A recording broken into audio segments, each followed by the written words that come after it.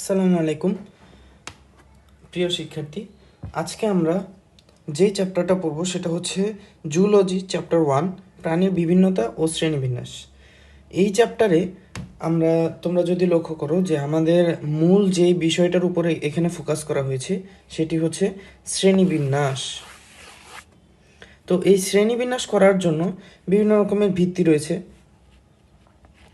যেটাকে আমরা কি বলতেছি, শ্রেণীবিন্যাসের ভিত্তি।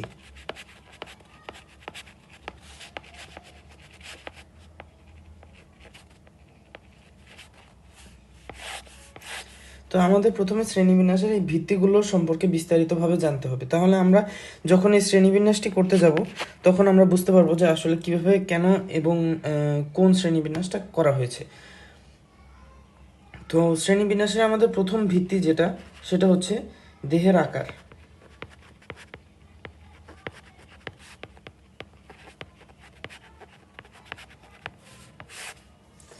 দেহের আকার, একটা প্রাণী ছোট না বড়, এটার উপর ভিত্তি করে প্রাণীদেরকে দুই ভাগে ভাগ করা হয়েছে। একটা হচ্ছে আনুবীক্ষণিক প্রাণী, আর একটা হচ্ছে কি বৃহত্তর প্রাণী। সো একটা কি বড় বা বৃহত্তর বইয়ের ভাষায়, আরেকটা হচ্ছে ছোট, মানে যেটাকে আমরা বইয়ের ভাষায় বলতেছি আনুবীক্ষণিক।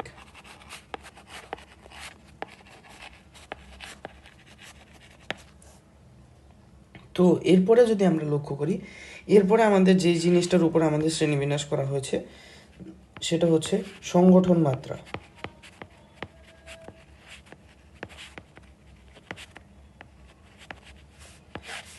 এই কথাটা অনেক ভারী শোনাইলেও আসলে তোমরা যদি একটু এটার অন্য আরেকটা টার্মের দিকে তাকাও, সেটা হচ্ছে গ্রেডস অফ অর্গানাইজেশন। মানে আমাদের একটি প্রাণী কিভাবে গঠিত, কি নিয়ে গঠিত, অথবা কোন প্যাটার্নে গঠিত, সেইটার উপর ভিত্তি করে প্রাণীদেরকে ভাগ করা হয়। অর্থাৎ এখানে কি সে কোষ দিয়ে গঠিত, নাকি টিস্যু দিয়ে গঠিত, নাকি অঙ্গ দিয়ে গঠিত, নাকি তন্ত্র দিয়ে গঠিত। এখানে একটা বিষয় তোমাদের ক্লিয়ার কনসেপ্ট থাকতে হবে যে কোষ কি। আসলে কোষ হচ্ছে একটা নিউক্লিয়াস থাকবে, ওইটার পাশে কোষের ঝিল্লি থাকবে, আর ভিতরে কিছু অঙ্গাণু থাকবে। টিস্যু কি? টিস্যু হচ্ছে এই কোষের বড় ভাই। মানে কয়েকটা কোষ মিলে কি হবে, একটা টিস্যু হবে, যেটা আমরা ছোটবেলা থেকে পড়ে আসতেছি, তাই না? এরকম কয়েকটা কোষ মিলে কি হবে, টিস্যু হবে। এরকম কয়েকটা টিস্যু মিলে কি হবে, একটা অঙ্গ তৈরি হবে। যেমন ধরো তোমার হাত যদি আমি বলি, এরকম তোমার হাতের মধ্যে কি আছে, অনেকগুলো টিস্যু আছে, তাই না? একটা মাংসপেশি আছে, এরপরে একটা হাড্ডি আছে, এরপর হিউমেরাস আছে, রেডিয়াস আছে, আলনা আছে, এখানে আবার সাইনোভিয়াল ফ্লুইড আছে, যেটা কি একটা কানেকটিভ টিস্যু। এরকম অনেক রকমের টিস্যু, মাংসপেশি মাস্কুলার টিস্যু আছে, কানেকটিভ টিস্যু আছে। কানেকটিভ টিস্যু মানে হচ্ছে যোজক টিস্যু যেটাকে আমরা বলি। এরপর স্কেলেটাল, এখানে ভিতরে আরও সংগঠিতভাবে আমাদের অস্থি আছে। অস্থিগুলো কি আসলে আরও এক ধরনের মডিফাইড কানেকটিভ টিস্যু, তাই না? তো এরকম এখানে আসলে একটা অঙ্গের মধ্যে কি কি আছে, বিভিন্ন রকমের টিস্যু আছে। এরকম কয়েকটা অঙ্গ মিলে কি হবে, একটা তন্ত্র তৈরি হবে। যেমন ধরো আমি যদি কিছু তন্ত্রের উদাহরণ দিই, আমাদের রেনাল সিস্টেম। রেনাল সিস্টেম একটা তন্ত্র। তন্ত্র মানে তন্ত্রকে যদি আমরা ইংলিশে বলি সেটা হচ্ছে সিস্টেম। সিস্টেম, এরকম রেনাল সিস্টেম আছে। এরপর আর কি কি সিস্টেমের তোমরা নাম জানো, কিছু নাম কমেন্ট করো দেখি প্রিয় শিক্ষার্থী। যেমন আমি যদি তোমাদের জন্য সহজ করে দিই, যেমন আমাদের স্কেলেটাল সিস্টেম আছে, স্কেলেটাল সিস্টেম, কার্ডিয়াক সিস্টেম, এরকম অনেক রকমের সিস্টেম আছে, আছে কি না?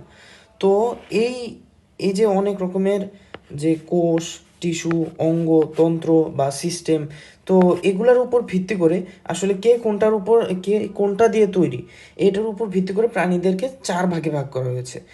এখন তোমাদের মনে হতে পারে যে প্রথমটা হচ্ছে অবভিয়াসলি কোষীয় মাত্রা, যেটা আমাদের বইয়ে লেখা আছে কোষীয় মাত্রার উপর ভিত্তি করে। তো কোষীয় মাত্রা এটা তো দেখাই যাচ্ছে যে এটা কোষ দিয়ে তৈরি।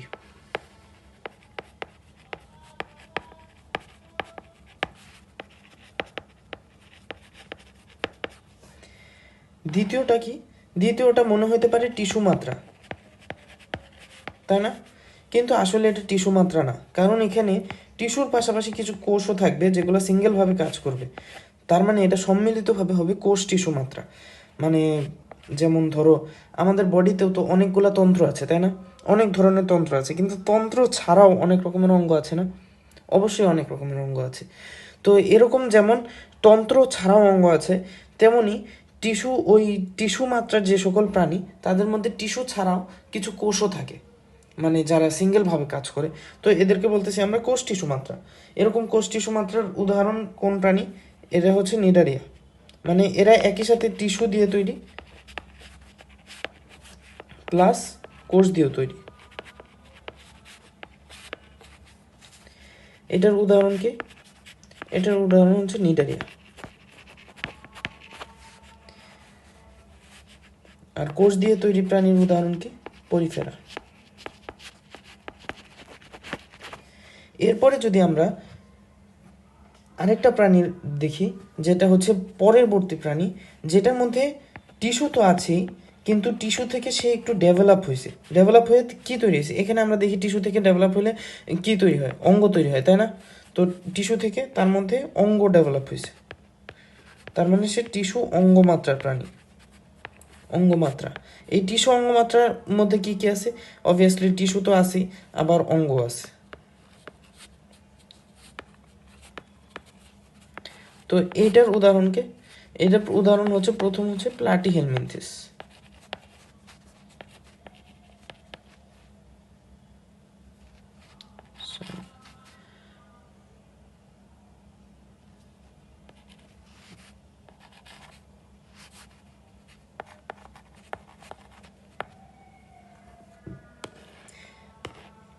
এরপর যদি আমরা দেখি অঙ্গটাও এরপরে ডেভেলপ হবে। অঙ্গ ডেভেলপ হয়ে অঙ্গ থেকে কি তৈরি হবে?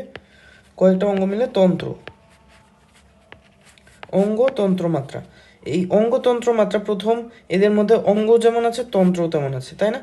তো এই অঙ্গতন্ত্র মাত্রার উদাহরণ কি? প্রথম যেটার মধ্যে তন্ত্র দেখা যায় সেটা হচ্ছে নেমাটিয়ান।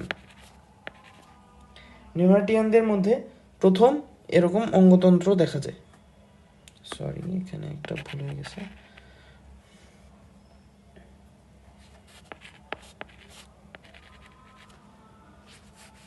সো নেমাটিয়ানদের মধ্যে, নেমাটিয়ান থেকে সামনের দিকে যারা আছে, মানে একদম করডাটা পর্যন্ত, প্রত্যেকটা প্রাণী কি অঙ্গতন্ত্র মাত্রার উদাহরণ। তো প্রিয় শিক্ষার্থী, আমরা এরপর যে টপিকটা পড়বো সেটা হচ্ছে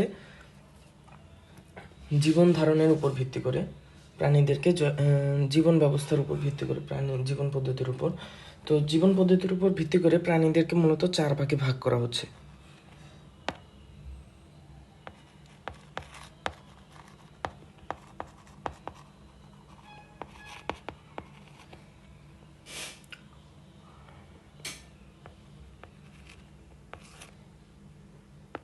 প্রথমটা হচ্ছে মুক্ত,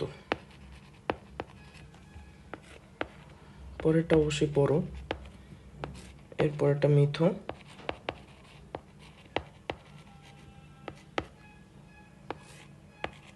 আর হচ্ছে সহজীবী। তো এখানে আসলে সবগুলো এমনিতেই বোঝা যাচ্ছে যে মুক্তজীবী মানে এখানে অন্য কারোর সাথে সম্পর্ক নেই।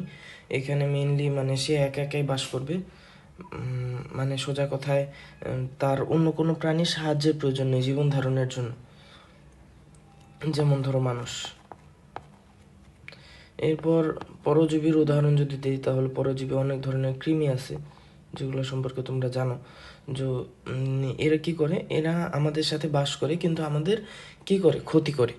তো এদেরকে আমরা পরজীবী বলতেছি। আর মিথজীবী হচ্ছে যে এখানে বাস করবে 2টা প্রাণী, এই পরজীবীতেও কিন্তু 2টা প্রাণী বাস করতেছে, কিন্তু মানে এখানে একটা প্রাণী সম্পূর্ণ সুবিধাটা পাচ্ছে বড় প্রাণীটা থেকে, ঠিক আছে? আর এখানে 2টা প্রাণী থাকবে, এ যেমন এর কাছ থেকে সুবিধা পাবে, আবার এও কিন্তু এর কাছ থেকে সুবিধা পাবে, মানে দুইজনই সুবিধা পাবে। আর সহজীবী হচ্ছে এমন ধরনের একটা ব্যবস্থা যে মানে এরা দুইজন একসাথে হয়তো বা বাস করবে, কিন্তু কি হবে না, মানে এরা কেউই কারোর কাছ থেকে আসলে সুবিধা পাবে না, মানে একজন আরেকজনের সাথে থাকতেছে, দ্যাটস ইট। তো ওকে, সো আমাদের এটার উদাহরণগুলো অবশ্যই পড়বে তোমরা, সবাই বই থেকে দেখার চেষ্টা করবে যে উদাহরণগুলো খুবই গুরুত্বপূর্ণ এমসিকিউ এর জন্য। তো আমরা এর পরের টপিকে যাই। এর পরের টপিকটা হচ্ছে ক্লিভেজ।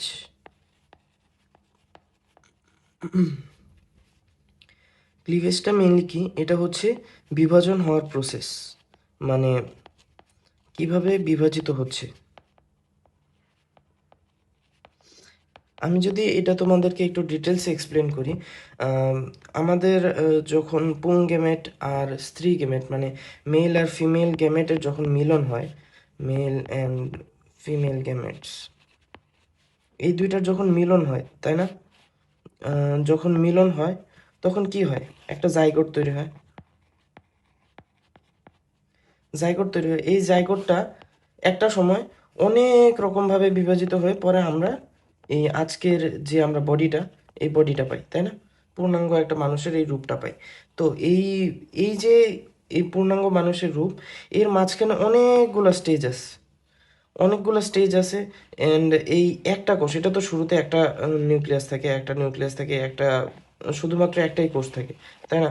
তো এই একটা কোষ থেকে এরকম একটা বহু কোষে ট্রিলিয়ন ট্রিলিয়ন কোষের একটা মানুষে পরিণত হয়। এই হওয়ার যে পদ্ধতি, মানে একটা কোষ থেকে দুইটা কোষ, দুইটা থেকে তিনটা, তিনটা থেকে চারটা, চারটা থেকে আটটা, এভাবে যে বিভাজন হওয়ার যে পদ্ধতি, এটাকে আমরা কি বলতেছি, এটাকে বলতেছি ক্লিভেজ। তো এই ক্লিভেজটার উপর ভিত্তি করে প্রাণীদেরকে, মানে ক্লিভেজের উপর ভিত্তি করে তিন ভাবে ভাগ করা যায়। প্রথমটা কি, প্রথম প্রসেসটা হচ্ছে যে ক্লিভেজটা আসলে সম্পূর্ণ নাকি অসম্পূর্ণ। মানে তোমরা যদি রুই মাছে যাও, রুই মাছ টপিকটা যখন আমরা পড়বো তখন আমরা দেখতে পারবো যে আসলে জাইগোট একটা নির্দিষ্ট সময় পর্যন্ত আহ, একা একাই থাকে। জাইগোট একটা নির্দিষ্ট সময় পর্যন্ত আসলে মায়ের বডির সাথে কানেকশন থাকে না। তখন জাইগোটের মধ্যে আসলে ছোট্ট একটা কুসুমের মতন অংশ থাকে। এই কুসুমটা আর বাকিটা পুরোটা থাকে মানে এমব্রায়ো প্রপার, মানে যেখান থেকে মূল প্রাণীটা তৈরি হয়। আর এই কুসুম থেকে কি হয়, যে কুসুম থেকে এই প্রাণীটা খাবার গ্রহণ করে সে আস্তে আস্তে বড় হইতে থাকে। যেমন আমি যদি তোমাদেরকে একটু, মানে রুই মাছের টপিকের মধ্যে যদি একটু যাই, তাহলে তোমরা সেখানে গেলেই আসলে দেখতে পারবে যে রুই মাছের প্রথম যে স্তরটা আছে সেখানে তারা এভাবেই দেখাইছে যে অর্গানোজেনেসিস শুরু হওয়ার আগে উম, রুই মাছে একটা কুসুম থলি থাকে লার্ভার মধ্যে ওই কুসুম থলিটা থেকে রুই মাছ প্রথমে খাবার গ্রহণ করতে থাকে, আর রুই মাছ আস্তে আস্তে বড় হইতে থাকে। যখন এই কুসুম থলির সবটুকু কুসুম শেষ হয়ে যায় তখন সে আর কি বাইরে থেকে খাবার খাওয়া শুরু করে। তো এরকম আর কি বিষয়টা। তো এটার উপর ভিত্তি করে প্রাণীদেরকে দুই ভাগে ভাগ করা হচ্ছে, একটা হচ্ছে সম্পূর্ণ সম্পূর্ণটাকে আমরা ইংলিশে কি বলতেছি, হলো। আর আরেকটা হচ্ছে অসম্পূর্ণ।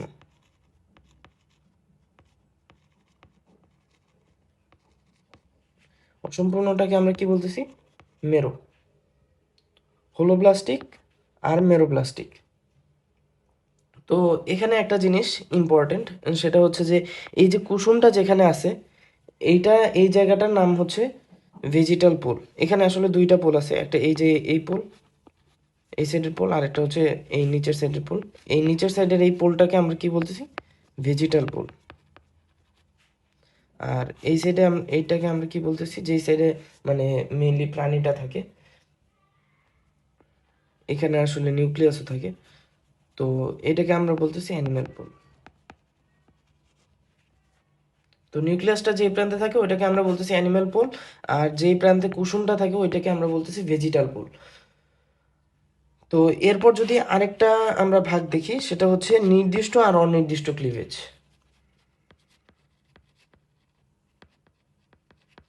নির্দিষ্ট, আরেকটা কি, অনির্দিষ্ট।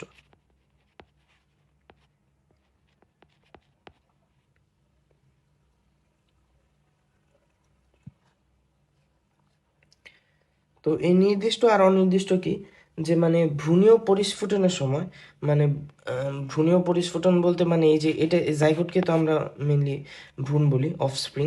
তো এইটা যখন পরিস্ফুটন হয়, তো এটা যখন আস্তে আস্তে বড় হইতে থাকে, তো ওই মাঝখানে একটা স্টেজে যখন মানে এমন একটা স্টেজ থাকে যেখানে আসলে ওই স্টেজ থেকে ওই স্টেজে যতগুলা কোষ থাকে, 8টা বা 16টা যতগুলা কোষ থাকে, ওই প্রত্যেকটা কোষ কি হইতে পারবে বলো তো?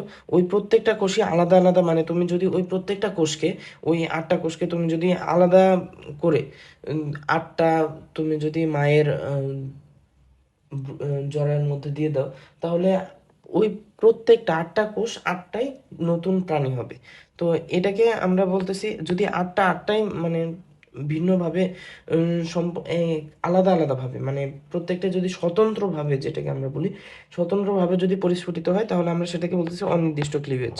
আর যদি স্বতন্ত্রভাবে না হয়, যদি এদের ফিক্স থাকে যে না, এই কোষটা থেকে অবভিয়াসলি হাত হবে, এই কোষটা থেকে অবভিয়াসলি পা হবে, এই কোষটা থেকে অবভিয়াসলি লিভার হবে, এই কোষটা থেকে অবভিয়াসলি হার্ট হবে, এরকম যদি থাকে, তাহলে এটাকে আমরা কি বলতেছি, নির্দিষ্ট ক্লিভেজ। তো এরপর আবার কি বিভাজন তলের উপর ভিত্তি করে ক্লিভেজকে আবার আমরা 3 ভাগে ভাগ করতেছি। এই 3টা ভাগ কি কি? একটা হচ্ছে অরিও বা রেডিয়াল, রেডিয়াল এরপর হচ্ছে বাইলেটারাল, আর কি, আর হচ্ছে স্পাইরাল। এর বাংলা টার্মগুলো আমাদের অবশ্যই মনে রাখতে হবে।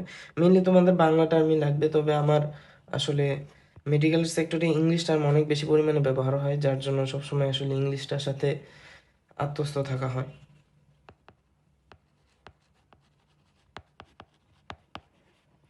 অরিও, দ্বিপার্শ্বীয়,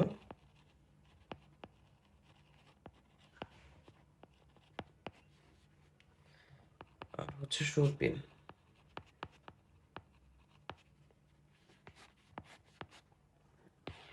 ওকে, তো এগুলার উদাহরণ আমাদের অবভিয়াসলি লাগবে, যেমন এটার উদাহরণ হচ্ছে আর্থ্রোপোডা।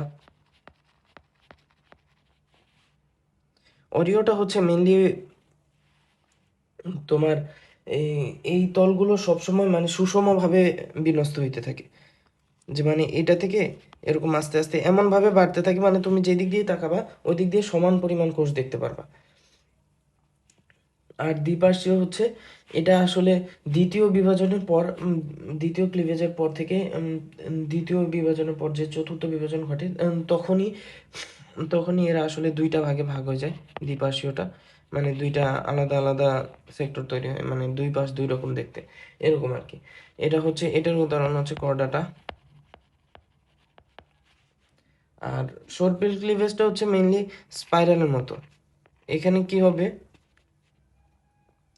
যে এরকম হবে স্পাইরাল, মানে স্পাইরাল টাইপের আর কি। তো এটার উদাহরণ হচ্ছে অ্যানিলিডা আর মলাস্কা।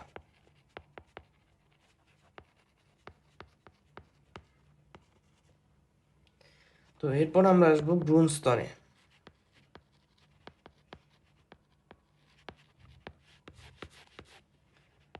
ভ্রূণ স্তরের উপর ভিত্তি করে যে ভাগ, এটা আমরা দেখবো এখন।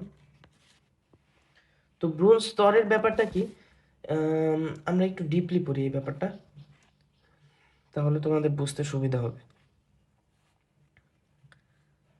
এই ধরো, এটা হচ্ছে জরায়ু, ফিমরি।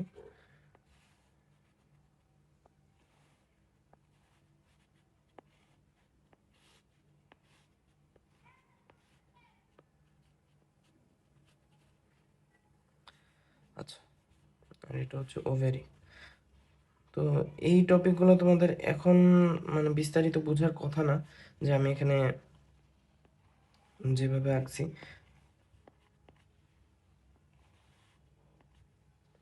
এখানে আমি আসলে জরায়ুর ছবি আঁকছি,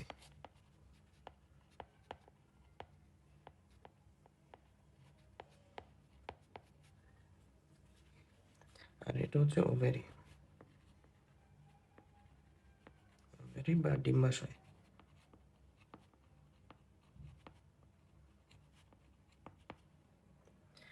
তো এখান থেকে কি হয়, এখান থেকে একটা ডিম্বাণু বের হয় প্রত্যেক মাসে মাসে, তাই না? ডিম্বাণু বের হয়ে এই যে এই জায়গাটাকে বলে অ্যাম্পুলা। এটা যখন তোমরা 9 নম্বর চ্যাপ্টারে যাবা তখন তোমরা দেখতে পারবা যে আসলে বিস্তারিত। তো এরপর আমি হালকা করে একটু নলেজ দেওয়ার চেষ্টা করি। তো এইখানে ডিম্বাণু থাকে, ডিম্বাণু ওভেরি থেকে বের হয়ে এদিক দিয়ে এই পর্যন্ত যায়। তো যখন এটাকে বলে ইউটেরাইন টিউব।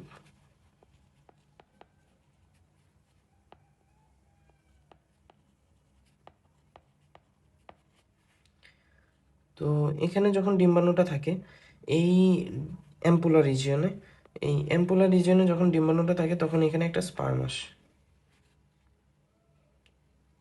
ছোট্ট একটা sperm। তো এটা যখন আসে এটা এটার সাথে মিলিত হয়ে এখানে ফার্টিলাইজেশন ঘটে, এই জায়গাটায় ফার্টিলাইজেশন ঘটে। তো ফার্টিলাইজেশন ঘটার পরে এই যে এই একটা কোষ, এই কোষটাকে আমরা কি বলতেছি, জাইগোট। তো ঠিক আছে, তো জাইগোট এরপর কি হয়, জাইগোট আস্তে আস্তে বিভাজিত হয়। জাইগোট বিভাজিত হয়ে 2 সেল স্টেজ, এরপর 4 সেল স্টেজ, এরপর 8 সেল স্টেজ, এরকমভাবে বিভাজিত হতে থাকে। যখন এটা 16 সেল স্টেজে যায়, মানে যখন এটার 16টা সেল থাকে, তখন মানে এটা ক্লোজলি অ্যাগ্রিগেটেড থাকে, মানে প্রত্যেকটা কোষ এরকম ক্লোজলি আটকানো থাকে।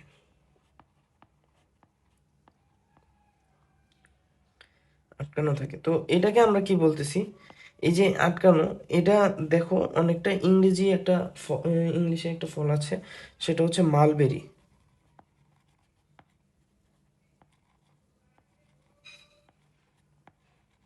মালবেরি, এই মালবেরির থোকার মতন দেখায়।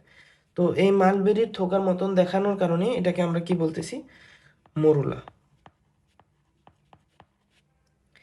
এই মরুলা কি হয়, মরুলা এরপর এই 16 স্টেজের যে অবস্থাটা, এই মরুলাটা এরপর অর্গানাইজড হয়, সুন্দরভাবে ডিজাইনড হয়, সুন্দরভাবে ডিজাইনড হয়ে এটা এরকম কয়েকটা সেল এরকম বাইরে একটা আবরণের মতন তৈরি করে। এই সেম সেলগুলো বাইরে একটা আবরণের মতন তৈরি করে, মানে একটা চক্রের মতন তৈরি করে। আর মাঝখানে কিছু সেল থাকে, আর মাঝখানে একটা ফাঁকা জায়গা থাকে, একটা ফাঁকা জায়গা থাকে। তো এই ফাঁকা জায়গাটাকে আমরা বলতেছি ব্লাস্টোসিল। ব্লাস্টোসিল। আর এই যে এই প্রত্যেকটা কোষকে আমরা কি বলতেছি, ব্লাস্টোমিয়ার। এটা তোমরা যখন পরে যাবা, তখন মেডিকেলের লাইনে গেলে তখন আসলে বিস্তারিত জানতে পারবা। আর এই যে এই মাঝখানে যেই কোষগুলো আছে, এই কোষগুলোকে আমরা বলতেছি এমব্রায়ো প্রপার। এখান থেকে মেনলি এখানের এই প্রত্যেকটা কোষকে কিন্তু এমব্রায়ো প্রপার সহ প্রত্যেকটা কোষকে আমরা বলতেছি ব্লাস্টোমিয়ার। এমব্রায়ো ব্লাস্ট, এটাকে আমরা বলি এমব্রায়ো ব্লাস্ট, আর এমব্রায়ো ব্লাস্ট থেকে এমব্রায়ো ব্লাস্টকে আমরা মেনলি এমব্রায়ো প্রপার বলি, যেখান থেকে মেইনলি পরে আমাদের প্রাণীটা ডেভেলপ হয়।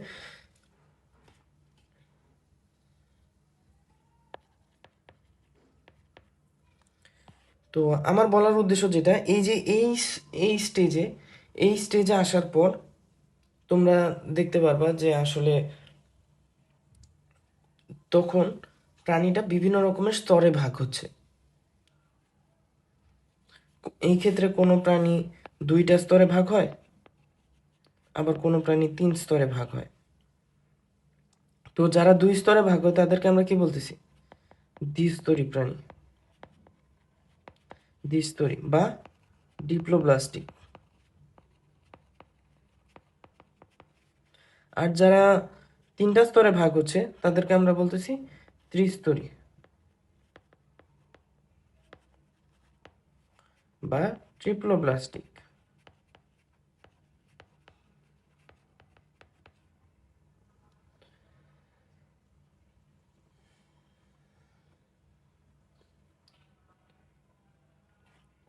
তো এই দ্বিস্তরী প্রাণীতে আসলে কি কি স্তর থাকে, এটা আমাদের একটু হালকা আমাদের এই ইন্টার লেভেলে লাগবে।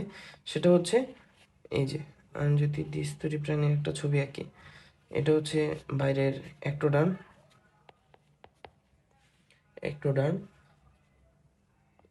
আর এটা হচ্ছে এন্ডোডার্ম। এন্ডোডার্ম। আর এর মাঝখানে একটা লেয়ার আছে, এইটাতে কোনো কোষ নাই, এটার জন্য এটাকে স্তর হিসেবে গণে না।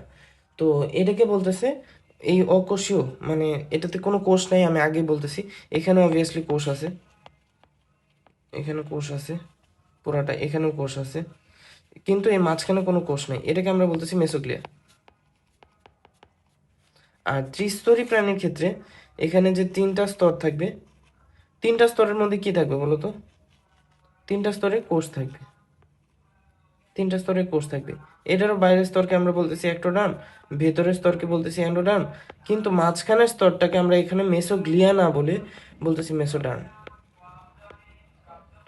এরপর আর এখানে একটা জিনিস মনে রাখবা, সেটা হচ্ছে এই গ্লিয়া থেকে গ্লু, গ্লু মানে হচ্ছে আঠা। মেসোগ্লিয়াটা কি? অকোষীয়। অকোষীয় পাশাপাশি এটা হচ্ছে আঠালো জেলির মতো, ঠিক আছে? তো এখানে আমাদের ডিপ্লোপ্লাস্টিকের তোমাদের অবভিয়াসলি উদাহরণ মনে রাখতে হবে। উদাহরণগুলো এই এই চ্যাপ্টারের উদাহরণ প্রচুর পরিমাণে ইম্পর্টেন্ট। প্রত্যেকটা এই যে ভিত্তিগুলো, যে আমি যে এতক্ষণ পর্যন্ত যতগুলো ভিত্তি বললাম এবং সামনে যতগুলো ভিত্তি বলবো, প্রত্যেকটা ভিত্তির অবশ্যই উদাহরণগুলো তোমরা পড়ার চেষ্টা করবে। আর ত্রিস্তরী কারণ উদাহরণগুলো প্রচুর পরিমাণে এমসিকিউতে আসে, মেডিকেল বলো অথবা এইচএসসি বলো, সব ক্ষেত্রেই উদাহরণগুলো প্রচুর পরিমাণে আসে, ধরে জিজ্ঞেস করে। আর ত্রিস্তরী প্রাণীর উদাহরণ হচ্ছে প্লাটিহেলমিনথেস।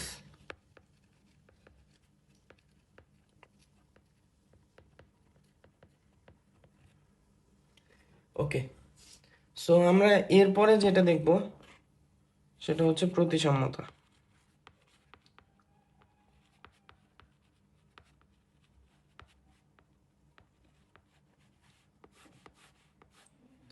মানে প্রতিসাম্যতা হচ্ছে, এটা আসলে তোমরা শব্দটা দেখে বুঝতে পারতেছো যে একটা শব্দকে আসলে একটা প্রাণীকে আসলে কি করা যায়, যে কোন ভাগে ভাগ, কয়ভাবে ভাগ করা যাচ্ছে, যে কয়ভাবে এই প্রাণীটা প্রতিসম হচ্ছে। মানে এই যে ধরো এখানে যদি আমি তোমাকে নিই, তো আমি যদি তোমাকে মাঝখান থেকে কাটি, তাহলে তোমার right half and left half, এই দুইটা কি হবে? সমান হবে, তাই না? মানে হুবহু একটা আরেকটার মিরর ইমেজ হবে।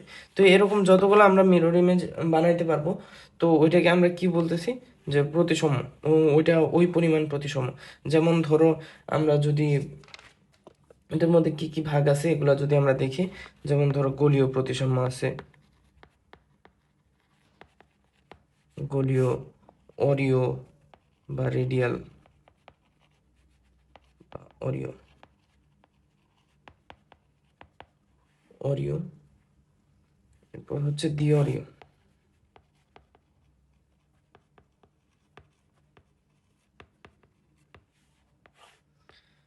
একটা দ্বিপার্শ্বীয়,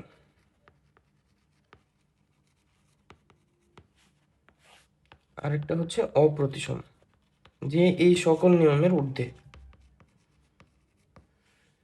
এক্স্যাক্টলি। সো গোলীয় প্রতিসাম্যের উদাহরণ কি? যে ভলভক্স গ্লোভেটর আছে, এরপর রেডিওলারিয়া আছে, এরকম অনেকগুলো আছে। তো এই এদের আসলে কি করা যায়, যে মানে এরা আসলে একটা ফুটবলের মতো। তো এদের তুমি আসলে যে দিক থেকে কাটো, যতভাবে কাটো, এরা সবভাবে কি হবে, মানে একই রকম দেখতে। তুমি আসলে কোনোভাবে মানে ইয়া করে বলতে পারো না। যেমন আমি যদি এটা আর এটার মধ্যে এক্সচেঞ্জ করি, এটা আর এটার মধ্যে এক্সচেঞ্জ করি, তুমি আসলে কোনোভাবেই ধরতে পারবে না যে আসলে এটা এখানেই ছিল আর এটা এখানেই ছিল। কারণ কি? কারণ এটা সব দিক থেকে সেম দেখতে। এরপর হচ্ছে অরীয় প্রতিসাম্য। অরীয় প্রতিসাম্যের সবচেয়ে বড় উদাহরণ হচ্ছে হাইড্রা। হাইড্রা আছে, সি অ্যানিমেন আছে, জেলিফিশ আছে। তো এগুলা কি হয় আসলে, এগুলার মাথার উপরে মানে নিডারিয়া পর্বের আর কি, যে মাথার উপরে তোমার কোর্সিকা থাকে।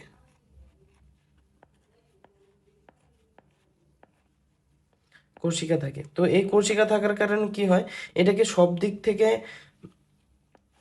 তোমার নিচ থেকে কাটলে এটা প্রতিসম হবে না। মানে এটা যেরকম এই মাঝখান থেকে কাটছি কিন্তু প্রতিসম হয়ে গেছে, কিন্তু এটার ক্ষেত্রে আসলে এরকম হবে না। এটার ক্ষেত্রে কারণ উপরের দিকে তো কৌশিক আছে, এটার জন্য উপরে অন্যরকম দেখাবে, আবার নিচে অন্যরকম দেখাবে। তো এটাকে যদি আমরা উপর থেকে কাটি, ধরো সুন্দর করে আঁকি,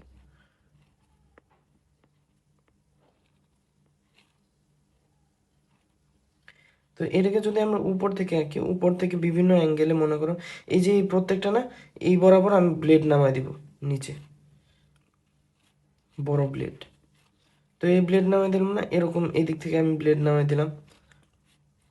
তো আমি যদি এভাবে কাটি তাহলে আমি উপর থেকে অনেকভাবে কাটতে পারবো, তাই না? উপর থেকে কাটতে পারবো দেখে এটাকে আমরা কি বলতেছি, অরীয় প্রতিসম। আর দ্বি অরীয় হচ্ছে এদের আসলে নির্দিষ্ট দুইটা কোষিকা থাকে, অথবা মানে মেনলি এক জোড়া, এদের কি থাকে, এক জোড়া অঙ্গ থাকে।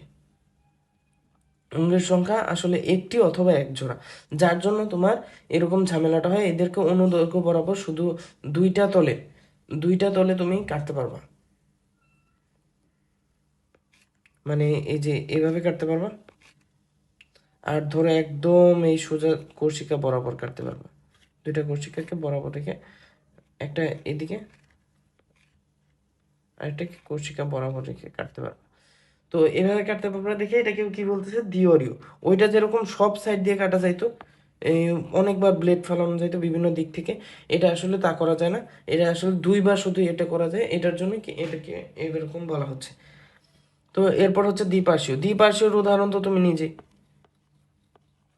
এদেরকে আসলে কি করা যায়, মাঝখান দিয়ে কাটতে হয়, এবং মাঝখান দিয়ে কাটলে এদের যে right half and left half, ডান আর বাম, এরা দুই ভাগে ভাগ হয়। তো এই দুই ভাগ কি হয়, পরস্পর মিরর ইমেজ হয়। তো এদেরকে বলতেছি আমরা দ্বিপার্শ্বীয় প্রতিসম। আর অপ্রতিসম হচ্ছে এদের কোনো আকার আকৃতি নাই নির্দিষ্ট। এরপর আসি খণ্ডকায়ন বা মেটামরিজম বা সেগমেন্টেশন। তো খণ্ডকায়ন কি, আসলে অনেক প্রাণীর ক্ষেত্রে দেখা যায় কি যে এরা আসলে খণ্ড খণ্ড, অনেকে এরকম খণ্ড, আবার অনেকে কি হয় তোমার মস্তক, এরপরে ধরো বক্ষ, এরপরে ধরো উদর, এরকম আলাদা আলাদা থাকে। তো এদেরকে আমরা কি বলতেছি, এক একটা খণ্ড। তো এই খণ্ডকায়নের উপর ভিত্তি করে প্রাণীদেরকে ভাগ করা যায়।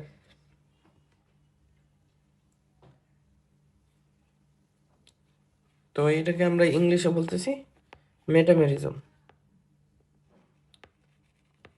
এখানে একটা ইম্পর্টেন্ট বিষয়, মেটামারিজম, টোটোমারিজম, এটা তোমরা কেমিস্ট্রিতেও পড়বা।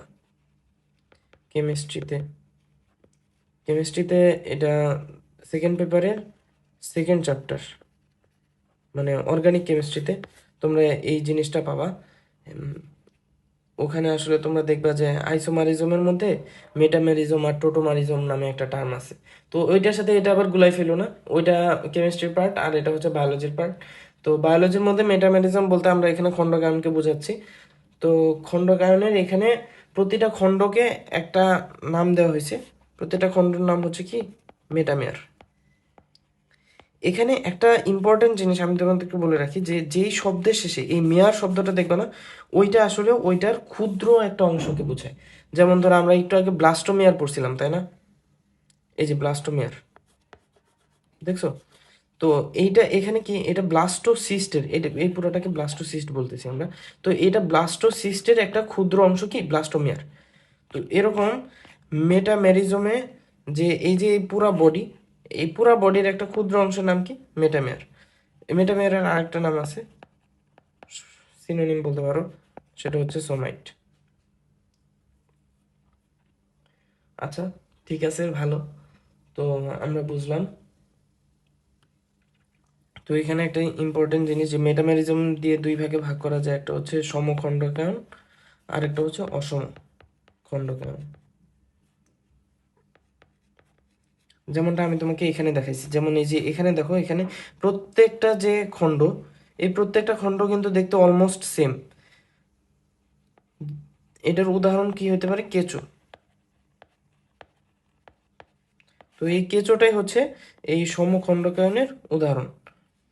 আর এই যে এখানে দেখো, মাথাটা একটু বড়, মাথাটা একটু ছোট, বক্ষটা তার চেয়ে একটু বড়, উদরটা তার চেয়ে আরো বড়। তো এটাকে আমরা বলতেছি অসমখণ্ডকায়ন। তো গেল।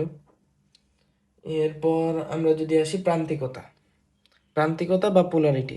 তো তোমরা যখন মেডিকেলে আসবা, যারা মেডিকেলে, যাদের মেডিকেলের ইচ্ছা আছে, তো তারা এই জিনিসটার সাথে এত পরিমাণে পরিচিত হবে যে মানে বলার বাইরে। তো মেডিকেলে এই পোলারিটি টার্মটা প্রচুর পরিমাণে ব্যবহার হয়, মানে বিভিন্ন তোমার অস্থি বলো অথবা বিভিন্ন মাংসপেশি বলো অথবা তোমার বডির যে কোনো পার্ট, এগুলোর মধ্যে এই প্রান্তিকতা প্রান্তিকতার যে টার্মগুলো তুমি এখন পড়বা, এগুলো তখন তোমার প্রচুর পরিমাণে কাজে লাগবে। সরি। তো প্রান্তিকতাটা দিয়ে আসলে কয় ভাগে ভাগ করা হয়? 5 ভাগে। এখানে 5 ভাগে দেখানো হয়েছে, কিন্তু আরেকটা ভাগ আছে। এখানে দেখানো হয়েছে অ্যান্টেরিয়র, পোস্টেরিয়র, ভেন্ট্রাল, ডরসাল।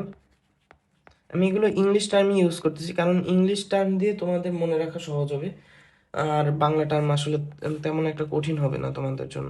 একটা হচ্ছে ল্যাটেরাল। তো এই 5টা তোমাদের বইয়ে দেওয়া আছে। আরেকটা টার্ম আমি বলে দিই, সেটা হচ্ছে মিডিয়াল। এটা তোমরা মেডিকেলে আসলে তখন জানতে পারবা যে ল্যাটেরাল আর মিডিয়াল পরস্পর হচ্ছে অপোজিট। তো আমি এটা একটা মানুষ দিয়ে বুঝাই। তো এই যে একটা মানুষ না, ওকে। তো এই মানুষটার যে যে দিক সামনের দিক মানে তার মুখের যে দিক, এখানে এর আরেকটা ব্যাক সাইডের ছবি আঁকি।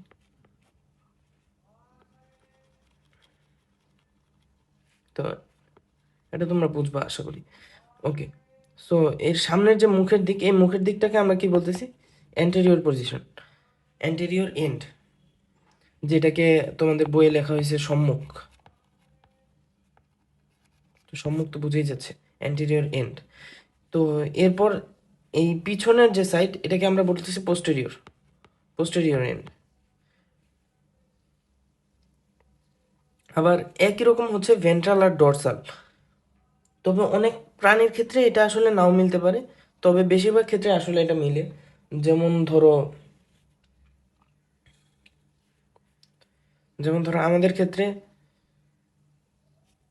ভেন্ট্রাল হচ্ছে তোমার এই অঙ্কীয় দিক। অঙ্কীয় দিক মানে হচ্ছে যেদিকে তোমার স্টমাক থাকে। তোমার স্টমাকটা এরকম একটা জায়গায় আছে, তাই না?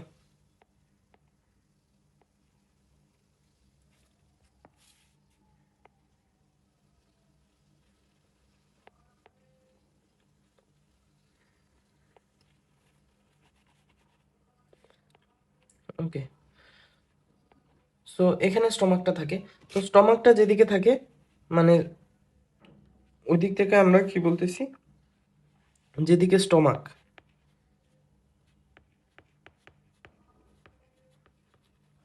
ওইটাকে আমরা বলতেছি ভেন্ট্রাল। আর যেদিকে আমাদের মেরুদণ্ড মানে পিঠ,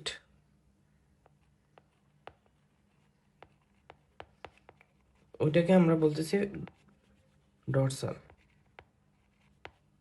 এখন অমেরুদণ্ডী প্রাণীর ক্ষেত্রে আবার মেরুদণ্ডই নেই, তাদের ক্ষেত্রে তখন আমরা এই পেট আর পিঠ, এই জিনিসটা আমরা হিসাব করব। এটা হচ্ছে পেট আর এটা হচ্ছে পিঠ। তো যেমন আমাদের ক্ষেত্রে ধরো ভেন্ট্রাল আর ডরসাল আসলে অ্যান্টেরিয়র আর পোস্টেরিয়র মতো। যেমন অ্যান্টেরিয়রটা হচ্ছে আসলে ভেন্ট্রাল আর পোস্টেরিয়রটা হচ্ছে ডরসাল। আর এখন আসি মিডিয়াল আর ল্যাটেরাল। এই তোমার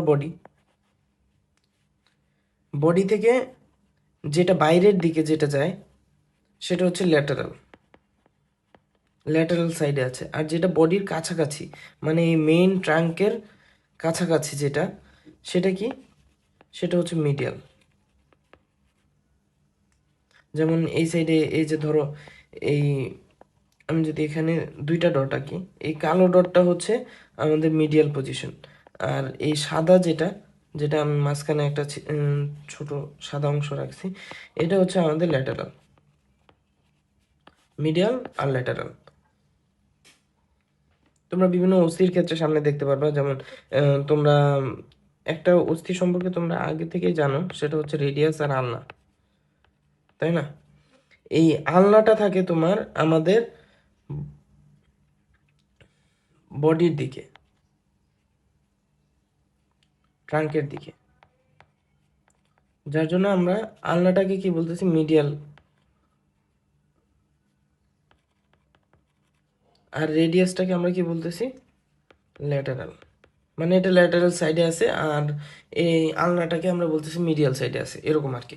তো যাই হোক, তো আমরা এর পরের টপিকে আসি। এর পরের টপিক হচ্ছে প্লেন।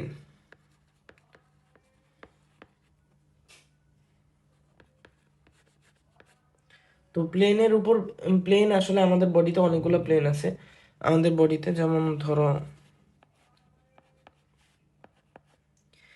তোমাদের বইয়ে খরগোশ দিয়ে আসলে প্লেনটা বোঝাইছে, তবে খরগোশের চেয়ে তুমি মানুষের যদি বোঝার চেষ্টা করো তাহলে আসলে তোমার জন্য ইজিয়ার হবে।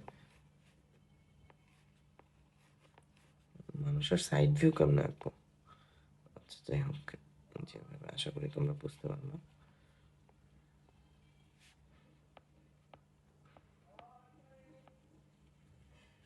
ওকে, এটা হচ্ছে এর কাম।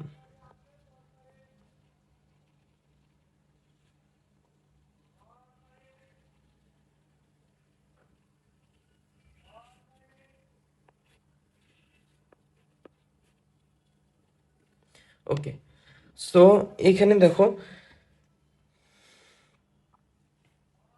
আমাদের বডিতে, আজমল স্যারের বই অনুসারে আমাদের বডিতে তিনটা প্লেন আছে। একটা হচ্ছে median plane, median median plane বা মধ্যরেখীয়, বাংলা টার্মগুলো অনেক কঠিন। মধ্যরেখীয়, এরপর হচ্ছে ফ্রন্টাল প্লেন,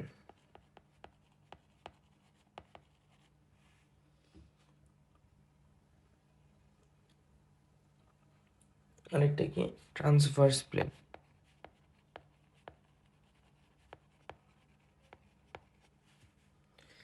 তো প্রথমে আসি মিডিয়ান প্লেন। মিডিয়ান প্লেনটা হচ্ছে তোমাকে যদি একদমই মাঝখান বরাবর যদি কাটা হয় তাহলে যেটা হবে এটা হচ্ছে মিডিয়ান বা মধ্যরেখীয় প্লেন, মিডিয়ান বা স্যাজেটাল। স্যাজেটাল মেনলি এখানে, স্যাজেটাল প্লেন আরও অনেকগুলো হয়, যেমন এই তোমাকে যদি আমি এই সাইড থেকে কাটি তাহলে এটাকেও আমরা স্যাজেটাল বলবো, কিন্তু মাঝখানেরটাকে আমরা শুধু মিডিয়ান প্লেন বলি। মাঝখানেরটাকে মিডিয়ান প্লাস মিড স্যাজেটাল প্লেন বলি। আর এই পাশে থেকে, এই পাশ থেকেও যদি আমি কাটি তোমাকে এই পাশ থেকে, এগুলো হয়তো বা প্রতিসম হবে না, কিন্তু এরপরেও মানে এগুলোকে স্যাজেটাল প্লেন বলে। কিন্তু তোমাদের বই অনুসারে মিডিয়ান প্লেন যেটা, স্যাজেটাল প্লেনও সেটাই, এই মনি বলছে। তো যাই হোক, জেনে রাখো, জাস্ট পরীক্ষার হলে লেখার দরকার নেই। তো এরপর হচ্ছে ফ্রন্টাল প্লেন। তো ফ্রন্টাল প্লেন আসি, ফ্রন্টাল প্লেন কোনটা? ফ্রন্টাল প্লেন হচ্ছে তোমাকে এই যে একটু আগে যে আমরা অ্যান্টেরিয়র আর পোস্টেরিয়র পড়লাম, এই অ্যান্টেরিয়র আর পোস্টেরিয়র এন্ডকে যে আলাদা করে যে প্লেনটা, এটা হচ্ছে তোমার, এদিকে হচ্ছে অ্যান্টেরিয়র আর এদিকে হচ্ছে পোস্টেরিয়র, মানে সম্মুখ আর পশ্চাৎ,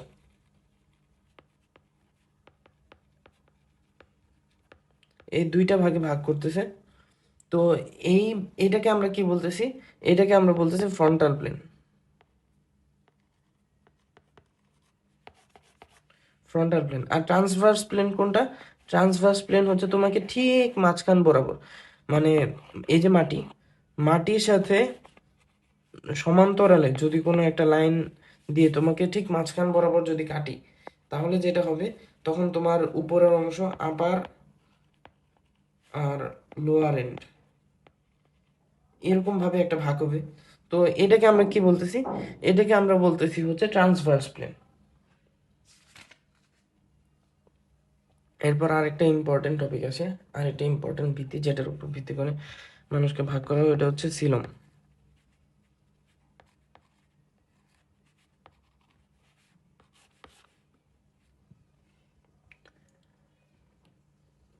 তো সিলমের উপর ভিত্তি করে আমরা তখন ত্রিস্তরী প্রাণীর কথা পড়ছিলাম, তাই না? তো ত্রিস্তরী প্রাণীর মধ্যে কি হয় তোমার, মানে এই মেসোডার্ম যে স্তরটা আছে এটার মধ্যে তো তিনটা স্তর থাকে, তাই না? একটোডার্ম, মেসোডার্ম আর এন্ডোডার্ম। এই মেসোডার্ম যে স্তরটা আছে, এই মেসোডার্ম স্তরের মধ্যে তোমার পেরিটোনিয়াম দিয়ে আবৃত। এখানে ইম্পর্টেন্ট বিষয় হচ্ছে এই যে এটা হাইলাইটিং একটা বিষয়, যে তোমাদের অবশ্যই এটা যখন তোমার সিকিউতে যখন এটা সংজ্ঞা আসবে কতে, সিকিউতে এই সংজ্ঞাটা কিন্তু প্রায় আসে যে সিলোমের সংজ্ঞা লেখো, তখন কিন্তু এই পেরিটোনিয়াম টার্মটা উল্লেখ থাকতে হবে তোমাদের। তো পেরিটোনিয়াম দিয়ে আবৃত একটা গহ্বর পাওয়া যায়।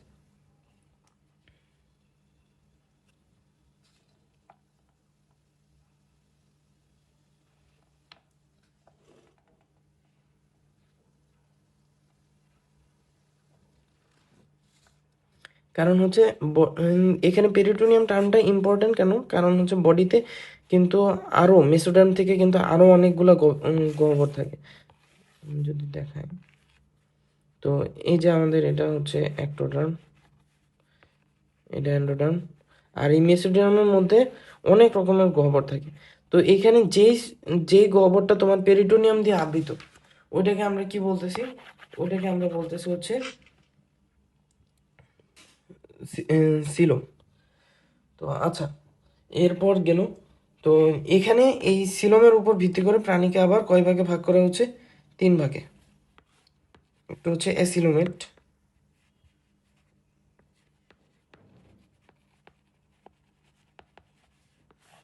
আর একটা সিউডো, সিউডো, আর আরেকটা হচ্ছে ইউসিলোমেট।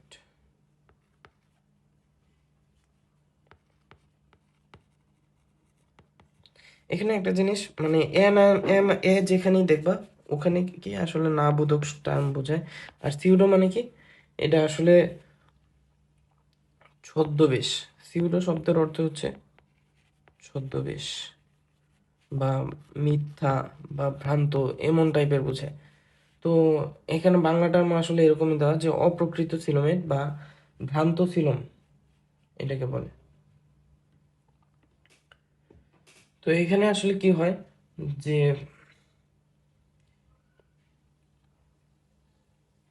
অ্যাসিলোমেটের ক্ষেত্রে এখানে আসলে কোষ থাকে, মানে গহ্বরটা সম্পূর্ণভাবে ফাঁকা থাকে না। আর সিউডোসিলোমেটের ক্ষেত্রে এটা সম্পূর্ণভাবে পেরিটোনিয়াম দিয়ে ঢাকা থাকে না। আর ইউসিলোমেট, ইউ মানে তো তোমরা জানো প্রকৃত, যেমন তোমরা এর আগে ইউক্যারিওট পড়ছিলা, প্রকৃত কোষী। তো এরকম হচ্ছে ইউসিলোমেট মানে প্রকৃত সিলোম যুক্ত প্রাণী। তো এগুলার উদাহরণগুলো পড়বা। এটার উদাহরণ হচ্ছে নেমাটোডা, রোটিফেরা, কাইনোরাঞ্চা। তো আর এটার উদাহরণ হচ্ছে প্লাটিহেলমিনথেস, এরকম আরো অনেকগুলো আছে। তো ইউক্যারিওটা হচ্ছে বাকিগুলা। ওকে, সো এটা গেল। আরেকটা টার্ম একটু জেনে রাখো যে প্রকৃত সিলোম, সিলোম যেভাবে সৃষ্টি হয়, সিলোম সৃষ্টি হওয়ার ধরনের উপর ভিত্তি করেও কিন্তু সিলোমকে ভাগ করা যায়। তো ওভাবে কিভাবে ভাগ করে, ওভাবে ভাগ করে হচ্ছে তোমার একটা হচ্ছে সাইজোসিলাস,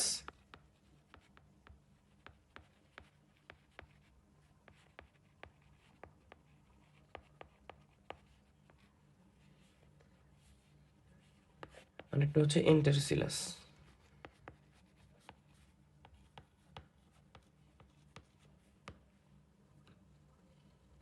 ওকে,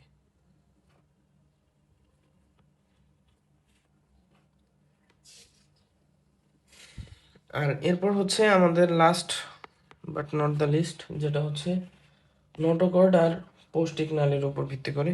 তো নোটোকর্ডটা খুবই ইম্পর্টেন্ট, তবে এটার মানে মানে মেনলি নোটোকর্ডের উপরে আমরা এই যে সামনে যে ভাগগুলো দেখবো নোটোকর্ডের উপরই ভাগ করে তারা বিভিন্ন রকমের ই করছে। নোটোকর্ড বাকিগুলো তো আছেই, তবে অনেক বেশি প্রায়োরিটি দেওয়া হয় নোটোকর্ডকে, যে নোটোকর্ডের উপস্থিতির উপর ভিত্তি করে 2 ভাগে ভাগ করা হচ্ছে, একটা হচ্ছে কর্ডেট আর একটা হচ্ছে নন কর্ডেট।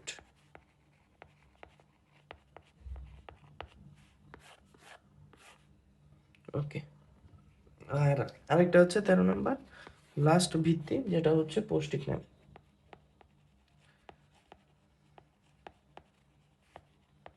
তো পৌষ্টিক নালীর উপর ভিত্তি করে প্রাণীকে আবার 2 ভাগে ভাগ করা হচ্ছে, একটা হচ্ছে প্যারাজোয়া আর একটা হচ্ছে এন্টেরোজোয়া।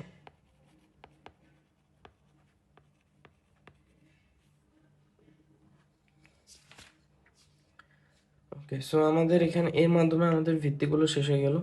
তো প্যারাজোয়ার উদাহরণটা মনে রাখো যে পরিফেরা, আর এন্টারোজোয়া হচ্ছে বাকিগুলো। প্যারাজোয়া মানে হচ্ছে মেনলি মানে যাদের পৌষ্টিক নালী বা গহ্বর থাকে না আর কি, সেগুলোকে আমরা প্যারাজোয়া বলতেছি। আর এন্টারোজোয়া হচ্ছে যেগুলোর মধ্যে গহ্বর থাকে। ওকে, তো আমরা এখানে বুঝলাম সব কিছু। তো এরপর হচ্ছে আমাদের এখন মূল যেটা আমরা, যে আমাদের মূল পড়ার টপিকটা ছিল যে শ্রেণীবিন্যাস। এই শ্রেণীবিন্যাসে এখন আমরা আসব।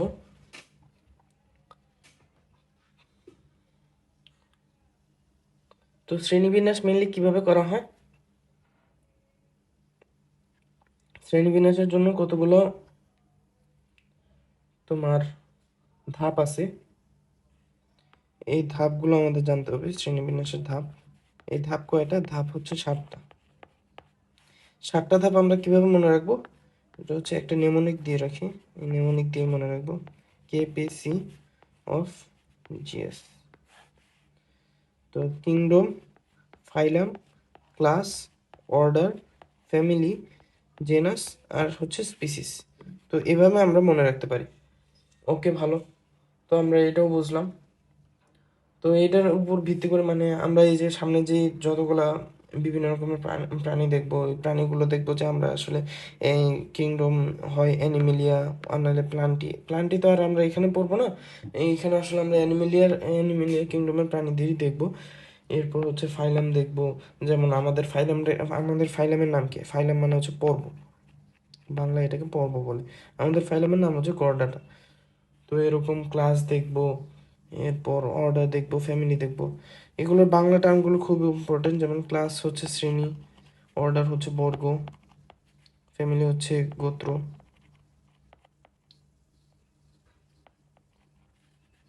জেনাস হচ্ছে গণ, আর স্পিসিস হচ্ছে প্রজাতি।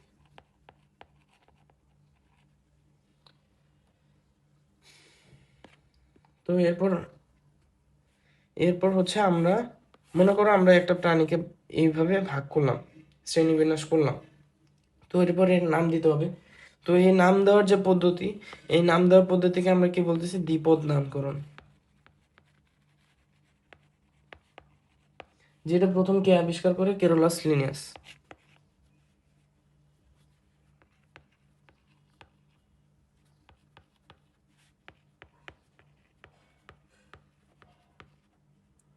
সতেরোশো 58 সালে। তো এই দ্বিপদ নামকরণের অনেকগুলা তোমার বৈশিষ্ট্য আছে, নিয়মাবলী আছে যে কিভাবে নামকরণ করা হয়। তো এটা তোমরা অবভিয়াসলি দেখবা সিকিউতে মাঝে মধ্যে হঠাৎ, এগুলো ইম্পর্টেন্ট না, তবে মাঝে মধ্যে হঠাৎ হঠাৎ চলে আসতে পারে। আর আমরা এই যে ভিত্তিগুলো যে পড়লাম, অনেক সময় এই ভিত্তিগুলো সিকিউ এর মধ্যে চলে আসতে পারে।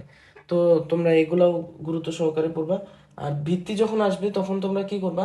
এই ভিত্তি যখন আসবে, ভিত্তিগুলোর সাথে অবভিয়াসলি মানে মাস্ট অ্যান্ড মাস্ট তোমরা এদের সাথে উদাহরণগুলো দেওয়ার চেষ্টা করবে, তাহলে স্যারের কাছে আসলে জিনিসটা অনেক বেশি দেখতে সুন্দর লাগবে এবং তোমাদের সিকিউতে নাম্বারটাও বেশি আসবে। আর সিকিউয়ে আসলে এই পুরো ভিত্তি যদি আসে তাহলে আসলে না দেওয়াটাই বেটার, কারণ আসলে এটা প্রচুর পরিমাণে টাইম কনজিউম করবে তোমার, আর পরীক্ষার হলে তোমার আসলে এত পরিমাণে টাইম থাকবে না।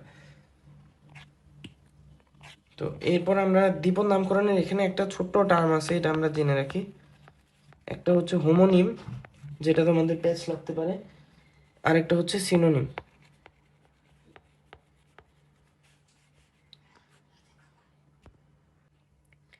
তো হোমোনিম হচ্ছে যে মানে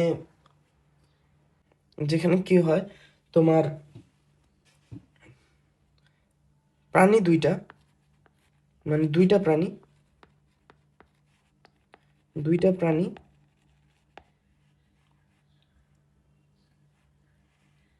কিন্তু তাদের নাম কি? নাম সেম। আর এটা হচ্ছে তার উল্টা, মানে প্রাণী একটা